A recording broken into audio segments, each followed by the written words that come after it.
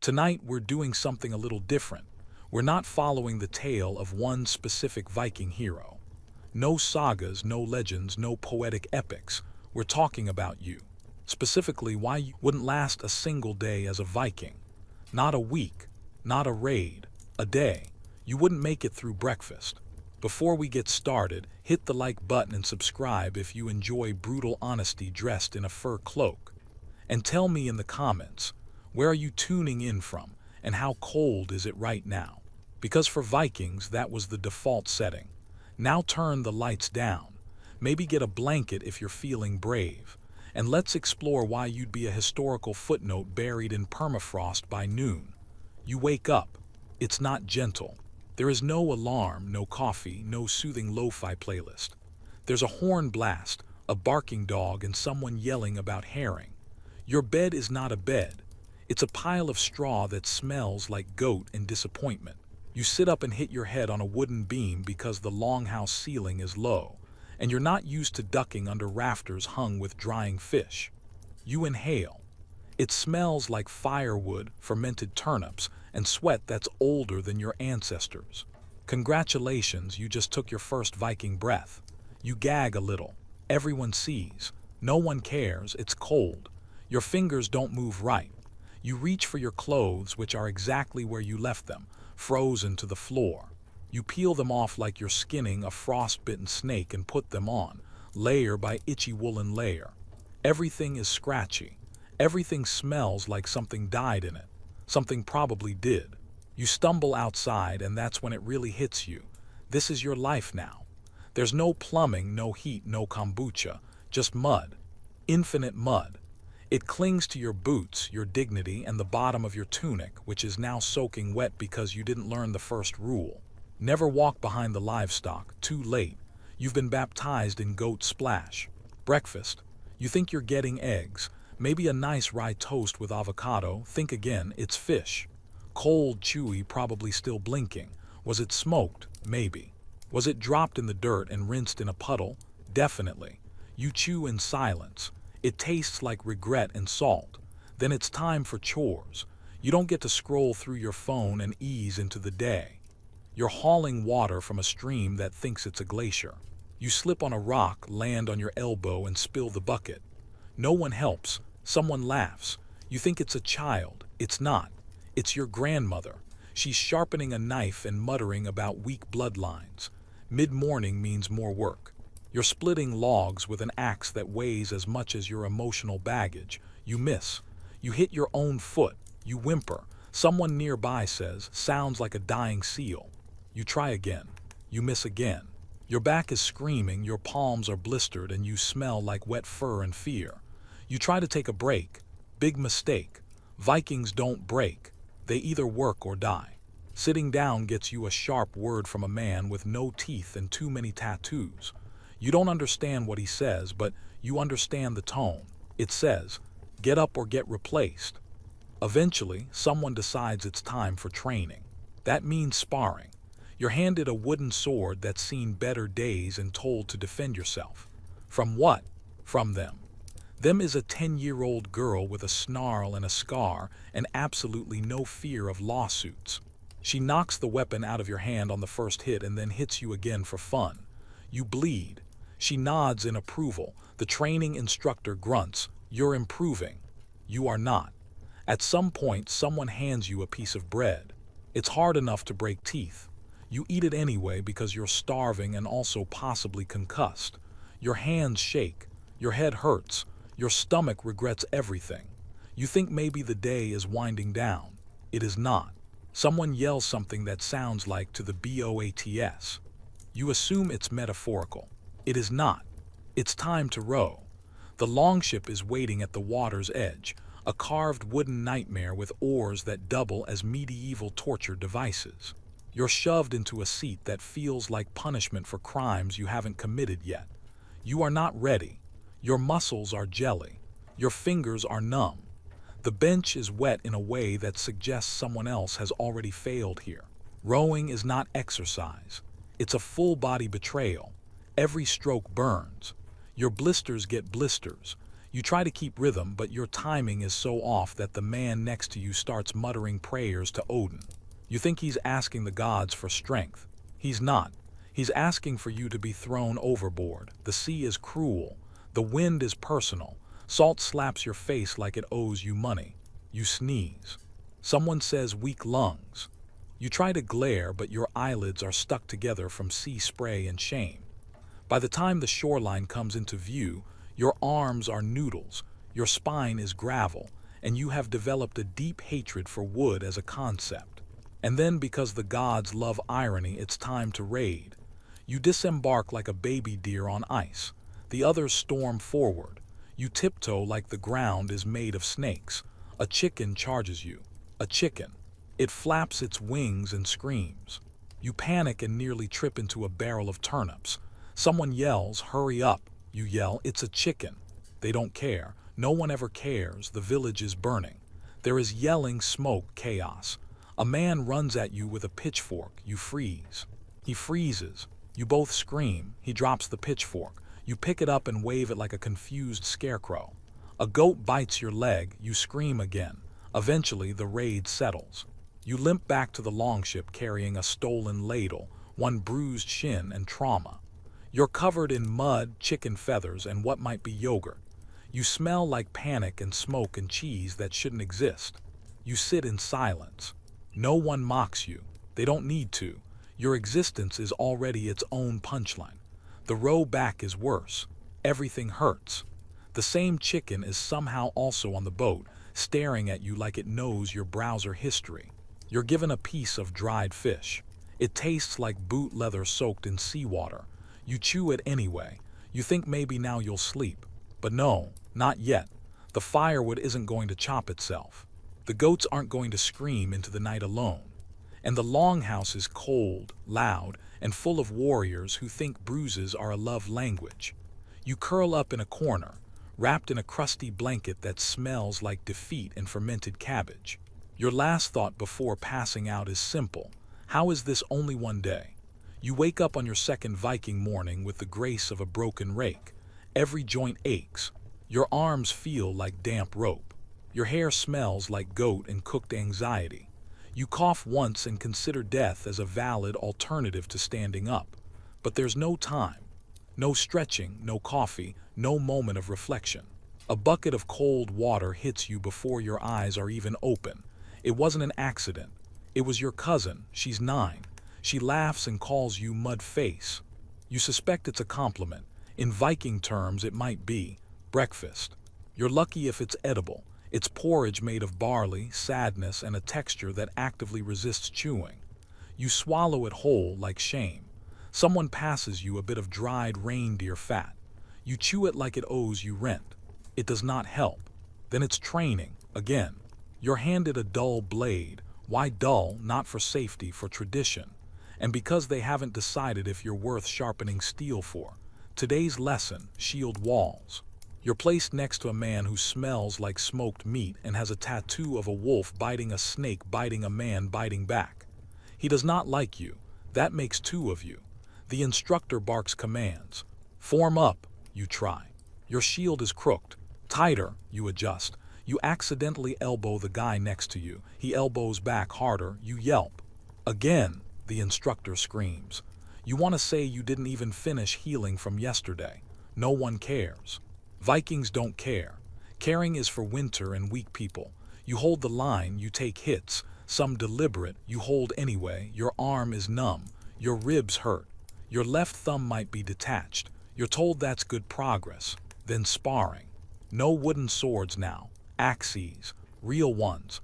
Blades with nicks in them from real battles. You swing, you miss. You swing again, you hit. Something crunches. It's a turnip, thankfully. Your opponent planted it there to distract you. It worked. He kicks your leg out. You hit the ground. Mud again. You're starting to think the earth is flirting with you. You don't like it, but you don't quit, because quitting is for the dead. And you're not dead. Yet. Eventually, the lesson ends. Your fingers are raw. Your lips are cracked. Your neck has a permanent left lean from bracing so hard. Someone gives you a nod. It's not kindness, it's recognition. You survived. That counts for something, not much, but something. Then comes the cold, real cold. The kind that creeps into your bones and squats there like a tax-evading spirit. You don't get to stay inside. Inside is for elders, babies, and warriors with active wounds. You are none of those. You're sent out to chop wood with a blade that's heavier than your self-worth and barely sharper than your own teeth. The snow falls sideways. The wind howls like it's lost a bet. Your fingers stop working. Your nose is wet. You try to blow it. There are no tissues, only your sleeve. It's already stiff from blood. You wipe it anyway. You think of home, not this home. Your home. The one with warm showers, soft pants, and thermostats. You remember Netflix. Then your axe slips and nearly removes your foot. Focus. You can't afford nostalgia. Nostalgia gets you buried under your own firewood stack. And then, the suitors come. You're told it's an honor. You're also told to smile. You don't. The first one brings you dried fish and says you'd make a hearty wife. You say nothing. He says you'd be great for bearing children.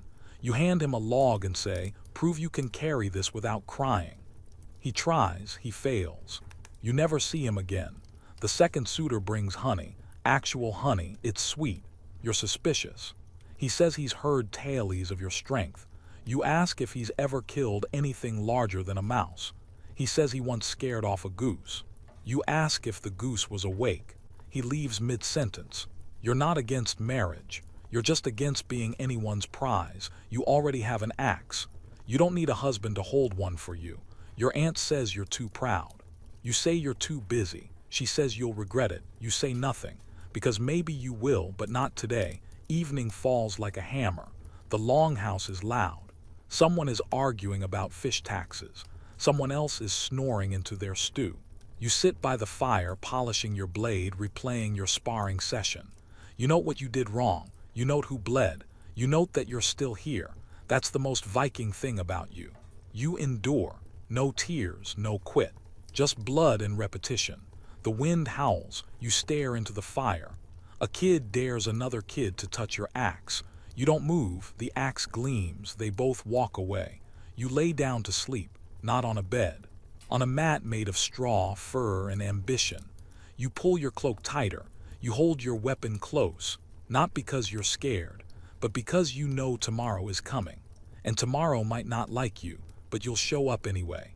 It starts before dawn, not like the poetic kind of before dawn, not rosy-fingered, not birds chirping. This is a silence so heavy it feels like the earth is bracing for impact. You wake not because you want to, but because someone kicks you. Not hard, just enough to say you're not special. Get up. You eat nothing. There's no breakfast before battle, only nerves. You try to drink water. It tastes like iron and goat spit. You drink it anyway.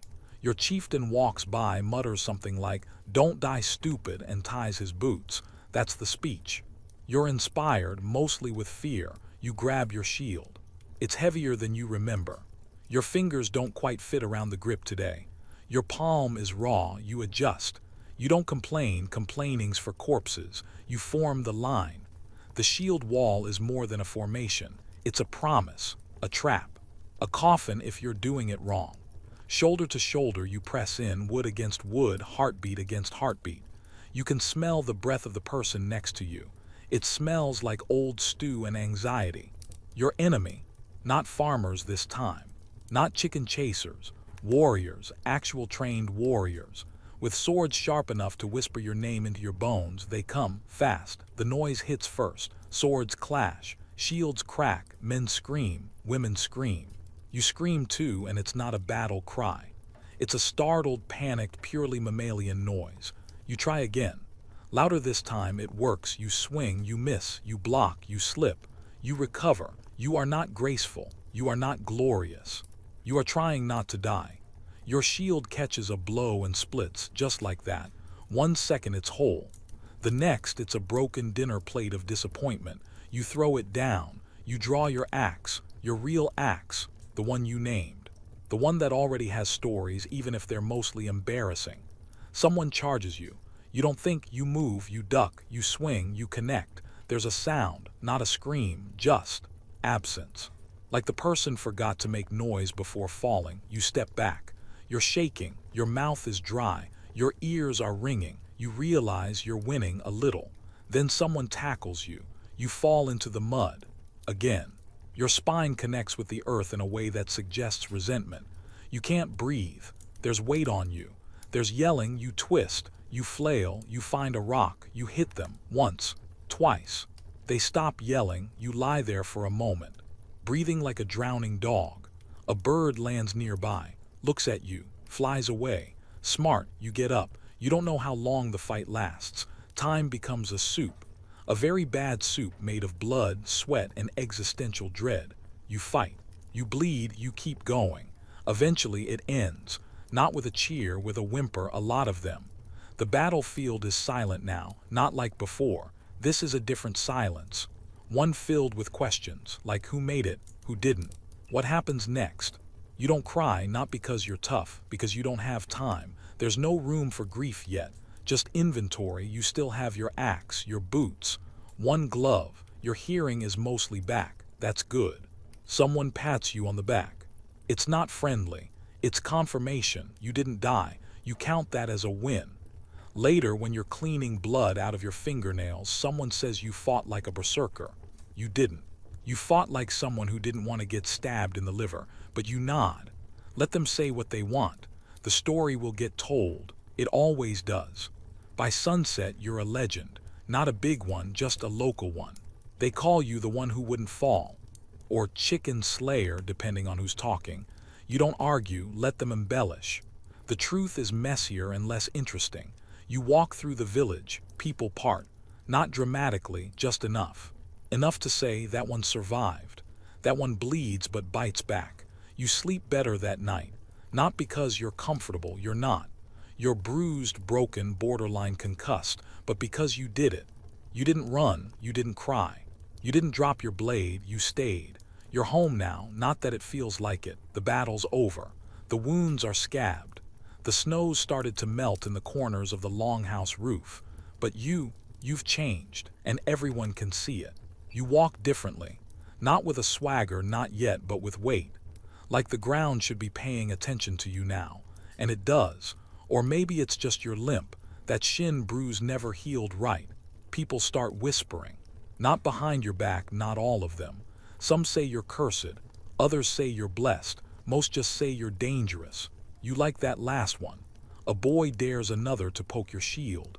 You catch him in the act and hand him your axe. You say nothing. He returns it and sprints off. You nod. He's learning. The elders start calling on you, not for chores, for advice. You're 14, but that doesn't matter. In Viking math, battle scars count more than birthdays. You've got plenty, some visible, some under the skin, all earned. At night, you hear your own story told around the fire. Only it's not your story anymore. It's someone else's version, louder, bloodier, with extra thunder and a glowing raven that definitely never happened. You say nothing. You chew your meat. You nod occasionally. The younger ones look at you like you're a walking saga. You kind of are. You never wanted fame. You wanted to survive. But now that you're known, you carry it like armor, heavy, uncomfortable, but useful. And then come the marriage proposals. Again. They come in waves, some shy, some smug, all doomed. One brings you smoked meat. You ask him if it's poisoned.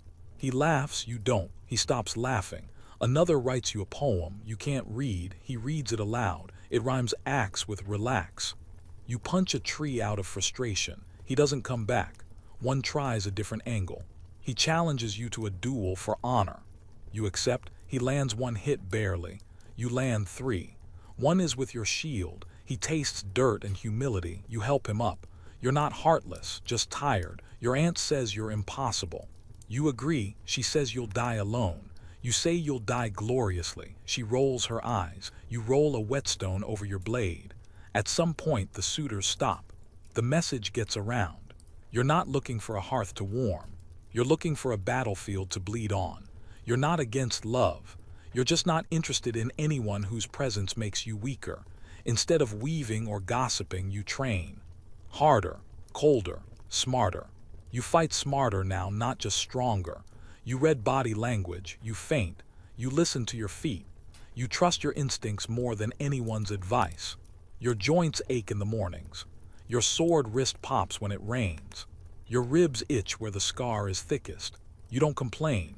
That's what stew is for, washing pain down with turnip broth and silence. You don't chase status, but it finds you anyway. You get called in when things go wrong. Raids, disputes, strategy, you speak less. But when you do, people lean in, even the loud ones, especially the loud ones. When younger warriors ask how to win their first fight, you tell them, don't die. When they ask how to be respected, you say, break their nose, then offer a bandage. And when they ask when it stops being terrifying, you give them the truth. It doesn't. You just get better at pretending. And then just when the quiet starts to feel suspicious, the alarm sounds. A horn, long and deep like a warning carved into the air. There's another raid, another threat, another chance to die meaningfully. You don't hesitate. You grab your axe, you tie your braid. You kiss the scar on your blade for luck, even though it never worked before. You step into line, not because you have to, because this is who you are now. You're on the ship again. Only this time, no one questions whether you belong. No second glances, no whispered doubts. You sit near the front, arms folded, axe across your lap like a sleeping beast. The others give you space, not out of courtesy, out of memory. Rowing still sucks, but it sucks less. Not because it's easier, your hands still blister, your back still howls, but because now you know how to hurt more than it does. You row until your arms feel hollow, and then you row harder. The younger warriors whisper behind you. You hear one say your name like a warning. You allow it. You're not just a fighter now. You're a story. And stories row with straight backs and murder in their eyes.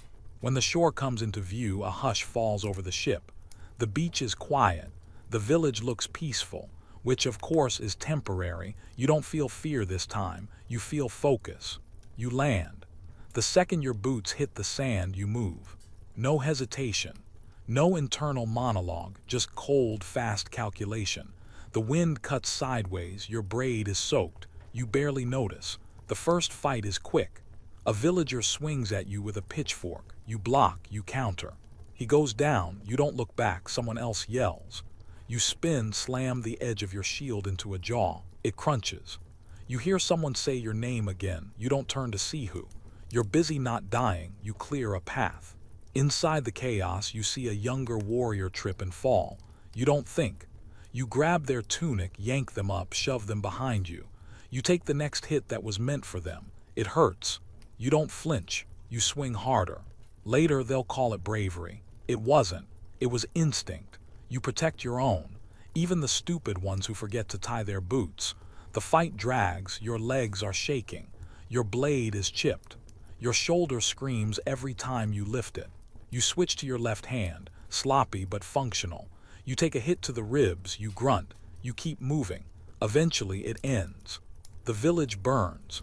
The smoke makes your eyes water, or maybe that's adrenaline leaking out. You stand in the middle of the street, chest heaving, mud dripping off your boots. You're bleeding from somewhere, but it doesn't feel urgent. Someone walks by and nods. You nod back. It's a whole conversation. The loot is decent, some silver. A barrel of something that smells like fish and hope. You're given first pick. You choose a small hammer, not because it's valuable, because it reminds you of the first time you trained with your cousin, the one who used to spin in circles before swinging. He didn't survive his second raid. You keep the hammer. You don't talk about him, not because you didn't care, but because the silence says more. The trip home is quiet, the kind of quiet that comes from people who have seen too much in one day. You chew jerky. You share your flask. You wrap your ribs tight with someone's spare cloak. At camp, no one celebrates. Not yet, not loudly. It's not the kind of victory you cheer for. It's the kind you survive and unpack slowly, piece by painful piece. By the fire, someone asks how you stayed calm. You say, I didn't. You throw a stick into the flames. I just moved faster than panic. They nod. It makes sense. It doesn't, but they nod anyway. You clean your axe slowly. It has a new dent. You like it. Someone tries to hand you a bowl of stew. You take it without looking. You eat like it's your last meal because it might be. Every bowl might be. That's how Vikings think. When you finally crawl into your corner of the longhouse, you don't sleep. Not yet. You lie there staring at the wooden beams, listening to the crackle of fire and the snores of the lucky and the stupid. Your hand rests on your axe. You still don't feel like a hero, but you do feel ready. For what? Anything. That's the point.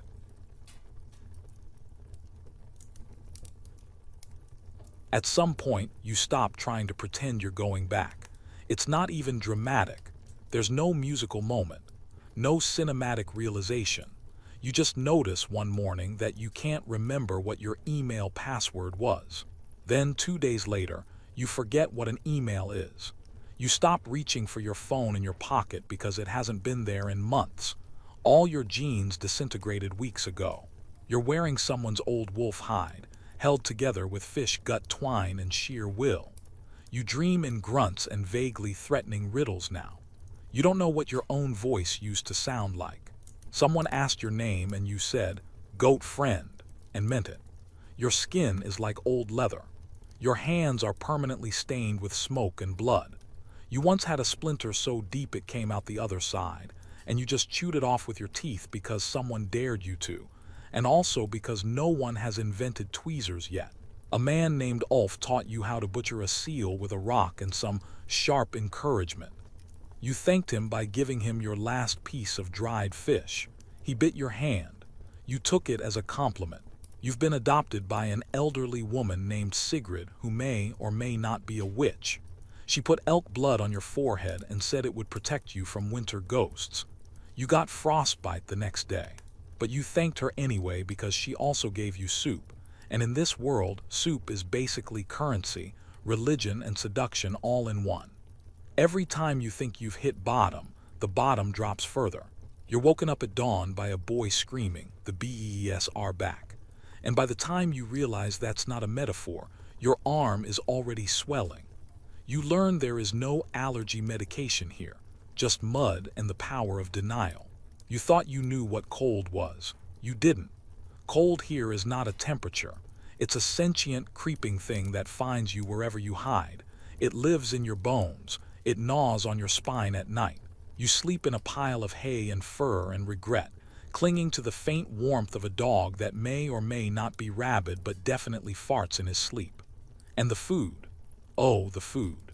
You eat things now that modern laws would classify as biological weapons. A man hands you a chunk of what he claims is fermented shark. You take a bite. Your vision goes white. Your soul briefly exits your body. Your ancestors scream in disappointment. You swallow anyway because if you spit it out, they'll call you milk belly for the rest of the winter and you'll never live it down. You've learned how to gut a fish with a shard of bone. You've learned how to make fire with one dry stick and a very angry prayer. You've learned that laughter here sounds like coughing, and most affection is expressed through vaguely threatening insults. One day you help carry logs up a hill for the longhouse roof. It takes all day. Your back is screaming. Your hands bleed. You slip and fall twice and bruise something you didn't even know could be bruised. When it's finally done, the village elder claps you on the shoulder and says something in a language that has 5 different words for snow and only one for love. And that word also means axe. You think it might have been a compliment. You start to understand things. Not intellectually, but in your bones. You understand why these people sing to the sea, why they name their knives, why they tell stories with such wild-eyed intensity, even if half the details are made up. Because that's how you survive the dark. You find yourself laughing with them now, real laughter. The kind that comes from deep in your chest, from a place that used to hold deadlines and social media anxiety, and whatever the hell networking events used to be. Now that space holds stories of wolves and fire and how that one time Eric tried to wrestle a goose and lost. You start to realize something terrifying. You don't miss your old life. Not the job, not the rent, not the endless feed of anxiety masquerading as content. Here, pain is real, but so is joy, so is pride. You built a sled. You wrestled a guy in mud and didn't die. You've got a scar on your shoulder from chopping wood wrong, and it means something. One night under the aurora, someone hands you a horn of mead and says, You're one of us now, and you believe them. And it feels like being baptized in fire and ice and very questionable hygiene. You fall asleep that night with a full stomach, a heavy blanket, and a dog farting in your armpit. And for the first time in your life, you don't feel lost. You feel home. Spring comes like a punch to the teeth. You'd think it would be a relief. It's not. The snow melts into swamp. Your boots are swallowed whole by mud demons. The rivers rise and threaten to carry away the latrine pit. Everything smells like old fish and thawed disappointment. The thaw awakens all the things that went asleep for the winter. The bears, the mosquitoes, the men who were previously too drunk to fight.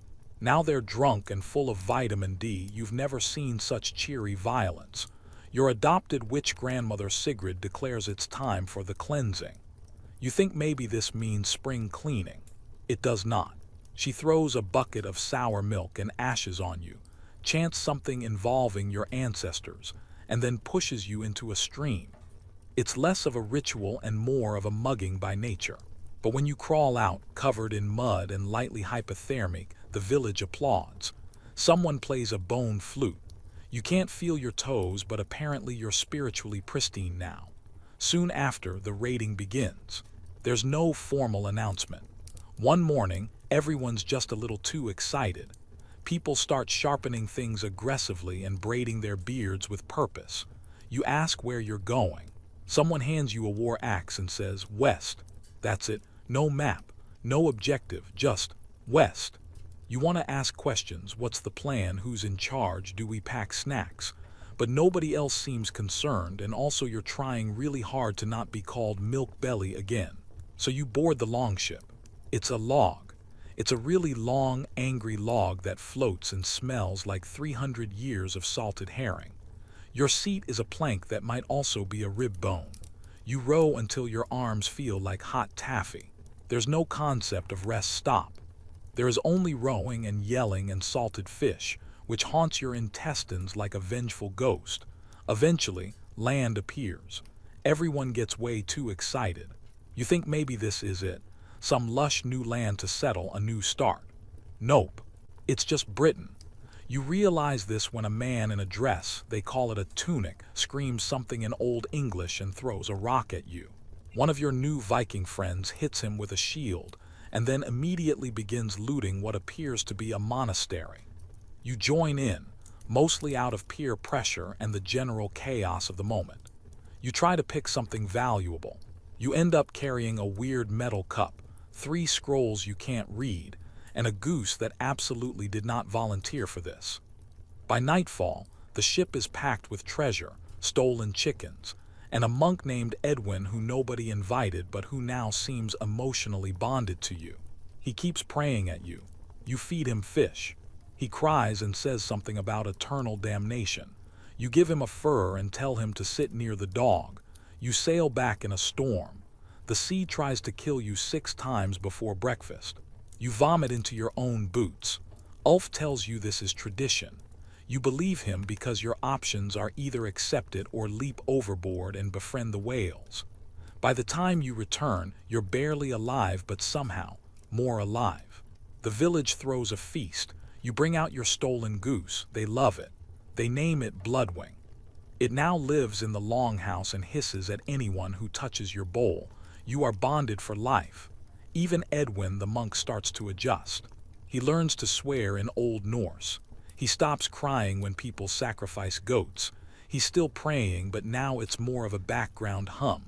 And you're part of it now. No one calls you milk belly anymore. They call you axe friend, or goat saver, or one who screams at thunder. You have scars.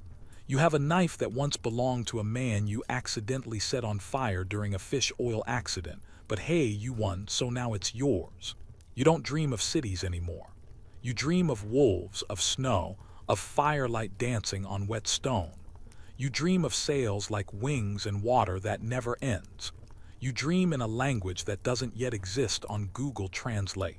And every morning you wake up under the open sky next to a witch, a goose, a monk, and the sound of someone loudly threatening a tree with an axe. And you think, yeah, this is fine. Summer in the north is a hallucination. The sun refuses to set. It just hovers there like a drunk uncle at a barbecue refusing to take the hint. You try to sleep, but it's like napping inside a celestial eyeball. There are no curtains. There is only brightness. And mosquitoes. Gods, the mosquitoes. You didn't know insects could heckle. They descend like a biblical curse, whispering terrible things in your ears and biting places you didn't know had blood. Sigrid gives you a salve made from bear fat and moss. It works, but now you smell like something that crawled out of a myth and died under a pine tree. You've also started training. You thought you were already training, what with the rowing, the fighting, the near-death experiences every other Tuesday. But no, apparently that was just survival. Now comes real training. It's led by a man known only as Bjarn. He has 3 teeth, 2 eyes, but only one that points the right way, and a personal vendetta against gravity. He fights like a storm having a tantrum and teaches you with all the subtlety of a bear trap. Lessons include how to kill with anything, including a fish, how to pretend you're dead so they stop stabbing, how to scream louder than your wounds. You're not sure if this is combat training or a very specific kind of therapy, but either way, you're getting ripped and your nightmares are way more interesting. Meanwhile, the village prepares for a thing. Not a vague thing. A thing. Capital T, it's a Norse assembly, a sort of Viking town hall where people settle disputes, declare vendettas, or argue over whose goat ate whose wife's laundry. You're invited. You're not sure if this is an honor or a trap. At the thing, people show up in their best furs. Someone is wearing a bear head as a hat. The chieftain, a terrifyingly charismatic woman named Halla the Red, bangs her axe on a stone and calls the meeting to order. Disputes range from "he stole my sheep" to "his spirit is haunting my dreams." The solutions range from fines to oaths to trial by axe. You say nothing until they call your name. Apparently, Edwin the monk has accused you of stealing his holy relic. You try to explain that the gold goblet he's sobbing over was being used as a chamber pot before you took it. This does not help your case. You're given a choice. Return the relic and endure 3 days in the punishment hut with nothing but fermented trout and angry bees, or fight for your honor. You choose violence. You fight a boy named Ketil. He's 16, 6'4", and made entirely of acne and misplaced rage. You get in 1 good hit, and then you wake up the next morning with a goose licking your face and a bruised spleen. Ketil is now your blood brother. This is not optional. You bled on the same patch of dirt. That's Viking law. He gives you a gift, a tooth. You do not ask where it came from. You just thank him and tie it to your belt like a trophy. People nod respectfully. 1 man offers you a drink. The goose hisses at him. He backs away. You are a unit now. Then comes the vision. You're woken in the dead of night by Sigrid. She's painted head to toe in charcoal and deer blood. You don't ask why. You know better by now. She drags you into the forest, muttering that the veil is thin and your soul reeks of crossroads. You nod. You don't know what it means, but it sounds important. You eat mushrooms. Bad idea, or good idea. You're not sure anymore. You see your ancestors. They are deeply unimpressed. One of them, an old woman with teeth like river stones, tells you to stop whining and learn to gut a man with your left hand too. Another demands you avenge a goat. You write this down, priorities. You come out of the vision 3 days later wearing a wolf pelt and speaking in tongues. Sigrid is pleased. The goose is terrified. Edwin baptizes you in a puddle out of pure panic.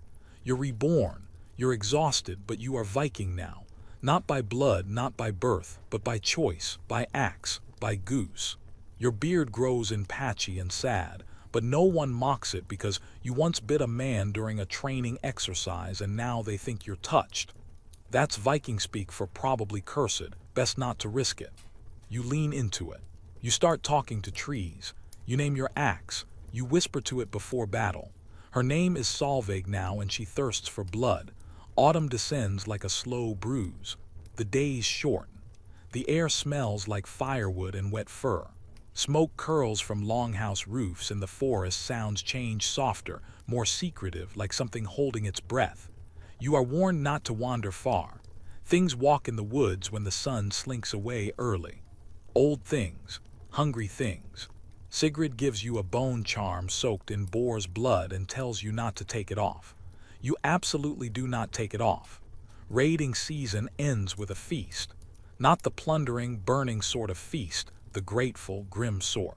The long table groans under salted fish, dried meats, flatbread, cheese that smells like bad decisions, and ale thick enough to chew. Skalds chant sagas by the fire. You hear tales of a woman who gave birth mid-battle and used the umbilical cord to strangle an enemy. You're 80% sure it's metaphor, but nobody's laughing. Then comes the news. There's a monastery to the south. Small, wealthy, poorly defended. The chieftain wants volunteers. You raise your hand before you even realize it. Kettle claps you on the back so hard your ribs shift. You're going back to sea. But this time, it's different. You're not the foreigner anymore. You're not the stowaway. You're one of them. You row with rhythm. You spit into the wind. You swear at gulls. You share dried herring with men who once tried to set you on fire. That's progress. You land at dawn. The monastery is peaceful, almost smug. Bells chime. Birds sing. A monk waves. Then the war cry begins. It isn't just shouting. It's like a dam breaking. Centuries of cold and hunger and wrath and ghost-ridden dreams erupt from a dozen throats. You run with them, you don't think. You don't hesitate, you charge. It's not glorious, it's chaos. Mud and blood and shouting and iron. The monks scatter like terrified rabbits. One throws a Bible at you. It bounces off your shoulder. You keep going. You find the relic room. Gilded crosses, goblets, bones wrapped in silk. You take what you can carry. Then, without really thinking, you pick up the book that hit you and stuff it into your furs. Later, no one asks why. You're expected to take trophies. You burn the outbuildings. The fire smells like salt and ink and old ghosts. As the smoke rises, a storm rolls in sharp, fast, brutal. The sea wants you back. You barely make it off the beach before the waves go feral. 2 ships don't. Men scream and vanish. The gods are hungry. When you return, soaked and singed, you are hailed. Not because you fought well or stole more or screamed the loudest, but because you came back at all. That night someone carves your name into the longhouse beam. You don't know the runes, but you know the sound. It's the same as thunder hitting stone. You are part of the saga now. The next morning, a child hands you a scroll. It's from Edwin. He has joined another monastery far inland, somewhere too far for the longships. He says he's praying for you. He says you're damned. He says he forgives you. You fold the scroll and use it to patch a hole in your boot. Winter comes like a wolf, silent, patient, and deadly. The snow starts early and doesn't stop. Everything is white and still. Even the goose stops hissing. You don't leave the longhouse unless you have to. Every creak outside might be a spirit. Or worse, a neighbor with cabin fever and an axe. You tell stories, you drink. You spar indoors, breaking at least one bench a week. You learn the runes, you chant the old words. You forget what your name used to sound like in your native tongue. No one uses it anyway. One night, during a blizzard, a woman goes into labor. The midwife is sick. Sigrid drags you from your furs and tells you to help. You've held a sword, a goblet, a severed hand, and your own intestines at one point, but you've never held this kind of life before. It's terrifying. It's loud. It's sacred. When the child is born, the mother names it after you. Not your old name, your Viking name. The one they gave you after the raid, after the blood, after the goose. You sit there in the firelight, holding this tiny, howling thing, and for the first time in a long time, you don't feel like you're surviving. You feel like you belong. Spring arrives like a drunken warrior crashing into a sacred grove, loud, messy, and full of inappropriate enthusiasm. The snow doesn't melt so much as retreat in shame, revealing all the bones and broken things winter buried. The air smells of mud and wet leather. Children are let outside again and immediately begin screaming at trees. You join them. With the thaw come omens. The village seeress, who hasn't left her hut since the last eclipse, crawls out on hands and knees, throws up on a goat, and declares that something terrible is coming. No one questions this. The goat is now considered mildly cursed. You give it a wide berth. You think you're safe. You've survived 2 winters. You've fought and bled and earned your place. But you forgot the Viking rule of 3. If something good happens, something bad is coming. If something bad happens, something worse is coming. If nothing is happening, you're already dead and haven't realized it yet. So when a stranger arrives, tall, pale, tattooed, with one eye and a sack of silver, you already know things are about to go sideways. He's a herald, not of a king, of the king, the High King. The king of the north, west, and bits of the east that don't complain too loudly. He's calling all the clans to a wedding. His daughter is to marry the son of another chieftain. A union to solidify peace, or power, or pacts made under suspicious stars. You're not sure. The herald speaks mostly in riddles and passive threats, but the gist is, everyone's going, and if you don't, he'll send something worse than an invitation next time. Preparations begin. You're chosen to accompany the chieftain's party, not because of your skill, not because of your loyalty, but because Sigrid insists, and Sigrid outranks logic. The journey takes weeks. You cross rivers still swollen with meltwater, forests that whisper your name wrong, mountains with faces carved into the stone, screaming faces. You pretend not to notice. You arrive at the royal stronghold under a sky the color of bruised steel. It's massive, a city of mead halls and towers and walls thick enough to ignore catapults. The gates open, and the stench of politics hits you full in the face. The wedding lasts 3 days. The feasting lasts 5. The arguing never stops. You meet people who have never seen war. Their armor is ceremonial. Their swords have names like Petal and Justice. You try not to laugh when one of them asks you if your scars are decorative. On the second night, the bride goes missing. On the third, they find the body of a servant torn apart. Not stabbed, not slashed, torn. The seeress who came with another clan screams until her lungs give out. She dies mid-prophecy. No one hears the end. That's never a good sign. Rumors spiral, wolves in the walls, cursed bloodlines. A pact broken. Someone mentions Ragnarok. Everyone laughs, nervously. The wedding proceeds anyway, of course it does. You are assigned to guard the perimeter during the ceremony. That's when you hear it, a howl. Low, long, close, too close. You draw your axe. Solveig hums in your hand, she knows. A shape emerges from the shadows. Massive, fur blacker than moonless night, eyes like molten gold. It speaks. Not with words, with knowing. It tells you what you are, what you've been, what you'll never escape. Then it lunges, you fight, you scream. You are thrown, bit and clawed. And then you remember what Kettle said. When death comes, give it a mouthful. You shove Solveig into its throat. There is a sound like thunder being swallowed. The creature convulses. You lose consciousness. When you wake, the sun is up.